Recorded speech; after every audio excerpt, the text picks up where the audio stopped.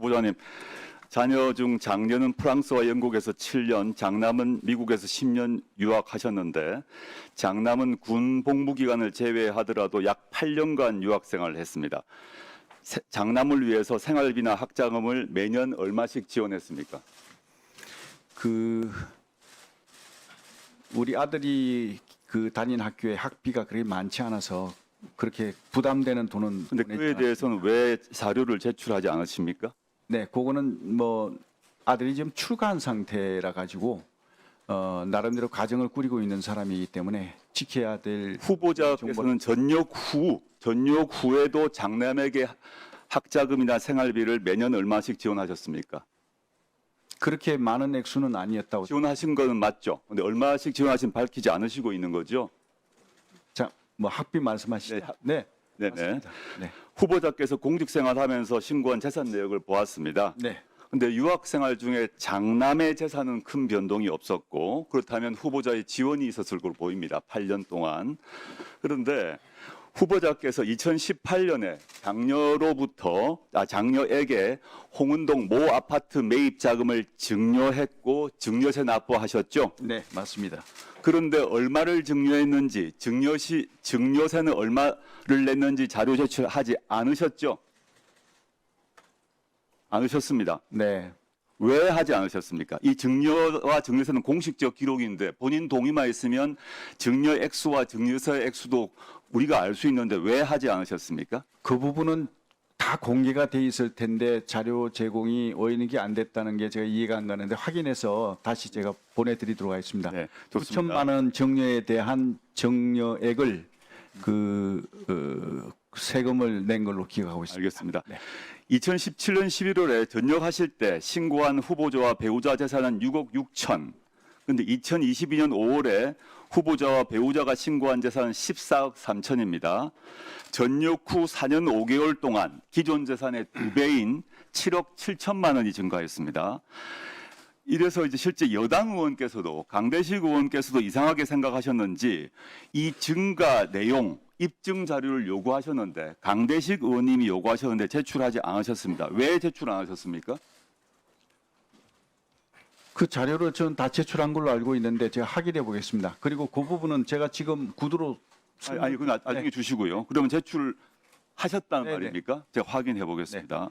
근데 지금 저희가 자료를 그 의원실에서 국세청 등을 통해서 제출한 자료를 모아봤습니다. 모아서 정리를 해봤더니 전역 후에 4년 5개월 동안 이수페타시스, 중앙건설 등에서 받은 월급, 퇴역연금 합하니까 약 매년 1년 정도 소득이 있었습니다. 이 기간 동안에 신용카드와 현금 약 매년 7천만 원 정도 사용하셨습니다. 대략. 그리고 이때 2018년에 장녀 아파트 매입 위해서 증여하셨고 장남 유학을 위해서 지원하셨습니다. 맞으시죠? 맞습니다. 예. 그런데 2018년과 21년 두 차례 아파트 거래를 통해서 총 4억 1천만 원의 시세 차익을 얻으셨습니다. 이것이 거의 유일하게 입증 가능한 금액입니다. 그러면 재산 증가액 7억 7천 중에서 이 시세 차액 4억 천 외에 3억 6천이 어떻게 늘어나는지 확인할 수가 없습니다. 3억 6천의 증가의 부분에 대한 기록이 없다는 것입니다. 이것이 앞으로 오늘 오후에 개원식이 있고 시간이 충분하니까 이 3억 6천에 대한 자료를 제출해 주시고요. 그다음에 2020년 7월 후보자께서는 장녀로부터 홍은동 모 아파트를 매입하셨습니다. 맞죠? 네. 예. 근데 그때 취득 신고서를 보게 되면 이제 법상 친족 간 거래이기 때문에 친족 간 거래가 표시가 되어 있어야 하고 법상 입금 내역서가 첨부되어야 합니다. 취득세 신고서가 있습니다. 근데 제가 지금 오늘까지 이 취득세 신고서를 받지 못했습니다. 제출 안 하셨죠? 한번 확인해 보겠습니다. 네. 취득서 신고서에 실제 거래 내역이 없거나 취득세 등록증에 기재가 안 되면 그 자체로 불법 증여가 되기 때문입니다. 그래서 2020년 7월 이 시점에 취득세 신고 필증을 또 확인할 게 하나 있는데 보시면 계약금으로 1억 7천 지급했고 잔금 3억 8천 전세 보증금 승계로 대체했다라고 신고하셨습니다. 이 아파트는 매입 1년 후에 2021년 6월에 후보자가 거주하시게 됩니다. 네. 맞죠? 제가 질문은 이것입니다. 이때 그 전세 보증금 후보자가 돌려주었습니까?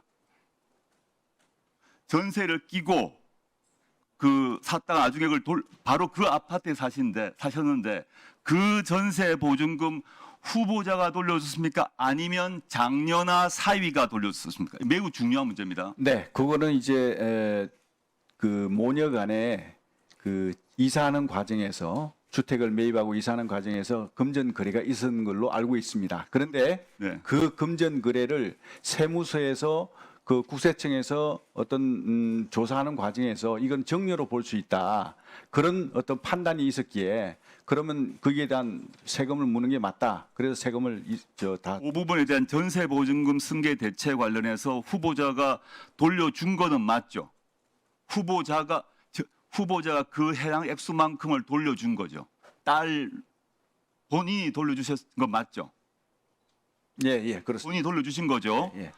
장녀나 사위가 돌려주신 건 아닙니까? 그건 아닌 걸로 알고 있습니다. 그럼 그 비용 출처는 어디입니까? 본인이 돌려줬다는 그 자금 출처가 무엇입니까? 아까 그거는 앞에 질문과 마찬가지입니다.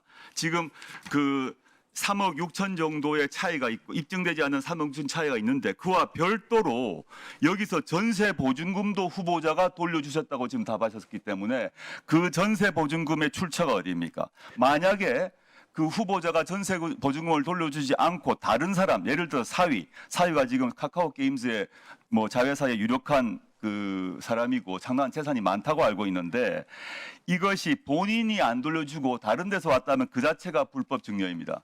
이 두 가지 점 오후까지 반드시 제출해 주시길 바랍니다. 네. 시간이 다 됐네요. 답변 드릴까요? 그거 관련해서는 이제 그 자금 내역이 제가 전역을 하면서 퇴직금도 있었고요. 그리고 퇴직금 플러스 해가지고 군인 공제가 이제 저희 끝났기 때문에 그 자금을 이제 받았습니다. 그래서 그런 자금들이 다 거기에 이제 포함이 된다고 저는 생각합니다. 예.